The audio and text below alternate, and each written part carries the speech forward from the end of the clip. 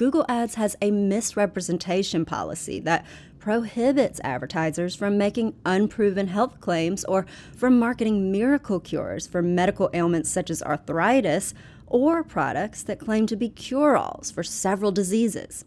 But remember that magic magnetic bracelet, the Q-Ray, that promised to cure all your pain and transform your life?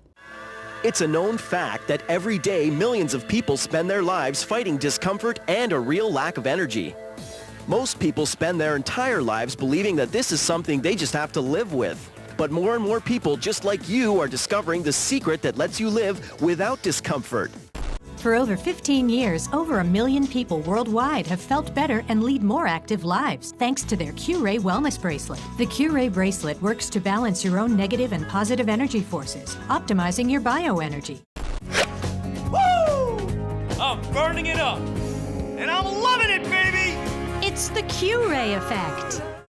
Well, when I searched for that bracelet, Google showed me an array of ads at the top of its search page, and when I clicked on one of them, I landed on this page that touts how this bracelet treats arthritis and a whole list of other ailments, which is just the kind of dishonesty that Google's policy prohibits. And if you're thinking, wait, but what if those magnetic bracelets actually do help arthritis? Well, they don't, according to the Arthritis Foundation. And that is why the U.S. Federal Trade Commission sued the people who marketed Q-Ray bracelets, saying they lied to the public in their ads when they promised all those incredible health benefits. The FTC cited a study by the Hospital Mayo Clinic that found zero scientific evidence to support Q-Ray's phenomenal healing claims. If the Q-Ray is supposed to be ionized, it means it should actually be charged. But one of the questions might be, can we actually see that charge? Nothing. But despite all these experts calling out the makers of Q-Ray for being blatant con artists who steal people's money, that sure hasn't stopped Amazon from selling these bracelets or from featuring Q-Ray in its sponsored products. It also hasn't stopped Walmart, who sells Q-Ray bracelets in a range of colors and sizes. And of course, Google has no qualms with showcasing a big lineup of promoted Q-Ray products at the top of its search page, even though, ironically, right under that carousel of image ads, the first non-sponsored legit link goes to the FTC's site explaining that Q-Ray is in fact a scam. And so even though the Federal Trade Commission fought in court to force Q-Ray to pay millions back to the consumers that it ripped off, Google, Amazon, and other retailers are just helping the shady brand make tons more money by shoving its sham products in people's faces while burying actually helpful info out of sight. The same is true for all those gas-saving gimmicks, like those fuel line magnets that promise better gas mileage. Even though the EPA has debunked magnet gas savers as bogus, even though the FTC has also sued the manufacturers of these kind of devices for false advertising, Google and Amazon are still collecting fat paychecks to promote these sham products that only swindle the public out of their hard-earned cash. And in case you're thinking, look, Mary, I think you're being a little harsh on these tech companies. I'm sure that Google and Amazon don't want to rake in huge profits by cheating their users out of money, but obviously these mega corporations run so many ads that they can't possibly screen every single product that they promote. They need to rely on the public. They need users to report harmful ads to them and let them know about bad actors. And I'm sure that once these platforms receive a report, they take immediate action and stop a scam ad right away. Well, not exactly.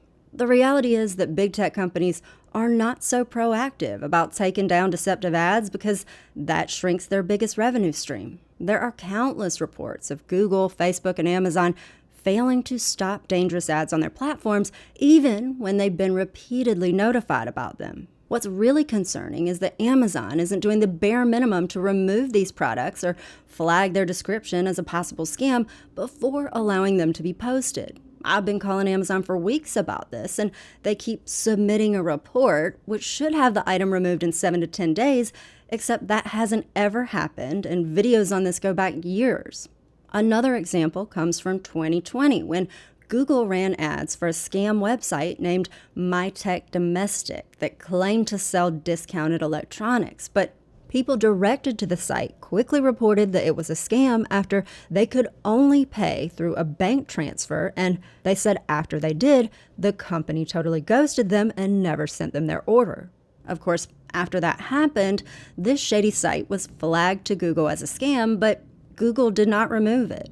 It was not until Google was contacted by the major British news network, the BBC, that it finally decided to take down the scam site's ads. And this is definitely not a lone case of negligence on the part of big tech. According to a study by a consumer watchdog group, Google failed to remove 34% of the scam ads that were reported to it. For example, Google delayed in removing ads for websites that looked like official government offices, but that charged 5 times as much for public services.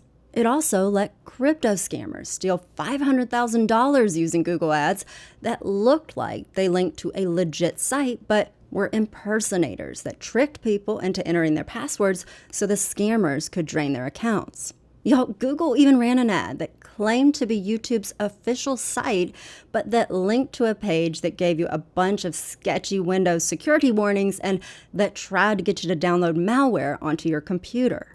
The irony is that Google says its mission is to organize the world's information and make it universally accessible and useful. But when users need to scroll past deceptive ads to even see the actually useful information from experts that could help them from getting scammed, Google, you are failing at your mission and you're getting rich at your users' expense.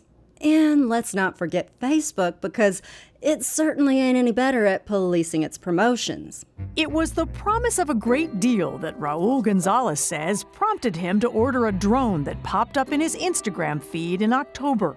But the supposedly high-quality drone arrived in a plastic bag from China. The drone does fly, but when he demonstrated it for us, the battery started dying after just a couple minutes. That's it. That's as long as it goes. Here's a scam ad promising an i7 laptop which looks suspiciously like a Microsoft Surface. This could apparently be yours for the amazing low price of $38.80. The snowblower one shopper thought he ordered turned out to be an ice scraper. 2 other people told us they thought they'd purchased motorized surfboards, but instead got foam boogie boards. And in the last couple of months, I have reported 60 such ads to Facebook. Most of the time, nothing happens at all. The ad stays there and Facebook doesn't even acknowledge your report. About a quarter of the time, something does happen, and that something is Facebook replies with a boilerplate response that they will review it, but they continue to show the ad and nothing ever happens. Facebook repeatedly sells ad space to a known scammer. These Facebook ads clearly targeted senior citizens and promised that they could invest safely in secured bonds, but the ads were really created by a company that had been flagged by authorities for operating illegally and making false income claims. But despite this, a watchdog group says that when a member of the public reported the ads to Facebook, Facebook refused to remove them, saying the ads did not violate their community standards. Now, Facebook says its mission is giving people the power to build community and bring the world closer together. But if that's true, then it probably should not run racist ads like this one from white supremacy pages. Maybe it shouldn't run ads from Russian political groups trying to mess with U.S. elections by targeting American voters with misinformation. And it definitely should not be helping online casinos market to potential gambling addicts by tracking their users' activity. Facebook helps social casinos target people whose online behavior might be a sign of addiction. It charges a premium to nudge players to spend more. A Facebook executive spoke at a game conference in 2014 about social casinos. It's the #1 category on Facebook. Every year we see new companies making significant money. It's a category that never stops growing. We looked at what Facebook does to try and rein in scams, and we found it really easy to find scam vehicle posts, scam posts that would rip people off buying a new PlayStation 5, because the platform really is lacking a certain level of oversight right now. Check this scam out right here. It's an advert sponsored on Facebook, obviously being shown to people, and it's about Tesla having a product called 360 crypto investing that can turn people into millionaires. This is crazy, and if you report it, Facebook don't care. Even if you try and tell them multiple times in support, they don't care. A Facebook insider told BuzzFeed News, Facebook will take any cent that they can get on anything. They do not care whatsoever as long as they're making a dime out of it. And trust me, these tech companies are making bank by selling ads. More than 90% of Meta's revenue comes from ads, and about 80% of Google's revenue is from ads. These companies would be nothing without their advertising departments. That's what's made them the billion-dollar businesses that they are today. And so if they want to keep their luxury offices with their massage chairs and gourmet chefs and private performances from celebs like Lizzo, then they don't want to cut down on their advertising profits. They don't want to make their ad review policies too strict and risk losing their perks or their shareholders' gains. Not to mention, they also don't want to hurt legitimate businesses that are trying to market their products and services on Google. They don't want to falsely flag honest ads as problematic because their reviews are too aggressive. This is something that actually happened to my business. If you don't know, besides making videos exposing scammers, I also sell online courses that teach video editing and production. Courses that are not scams, they're actually helpful. They will teach you real skills so you can create videos like you see here on this channel. But in the past, Google has flagged a couple of my video ads that I submitted to them because its AI thought that they were casino ads that violated their advertising policies, which is truly ironic because I have an entire documentary on this channel devoted to how evil I think casinos are. But my point here is that you have to admit that these tech companies face an extremely complex challenge when figuring out how to logistically enforce their ad policies at scale, which of course is always going to be a game of whack-a-mole when you're trying to stop scammers from scamming. While acknowledging how incredibly difficult this task is, I still think that tech companies could and should do more to prevent their users from getting harmed from advertisements they're profiting from. Nearly 1 in 10 people says that they have been scammed by an advertisement on social media or search engines, according to a study by the consumer watchdog group Which. This just shows you that it's not just a few bad apples sneaking in. This is a widespread problem across the internet that undermines the so-called missions of these platforms, and it is way past time for big tech to start having some trouble sleeping at night, knowing that their cushy lifestyles are financed, at least in part, by helping scumbags steal from the very users they're supposed to be serving. Alright y'all, that is it for this video, but I want to hear from you.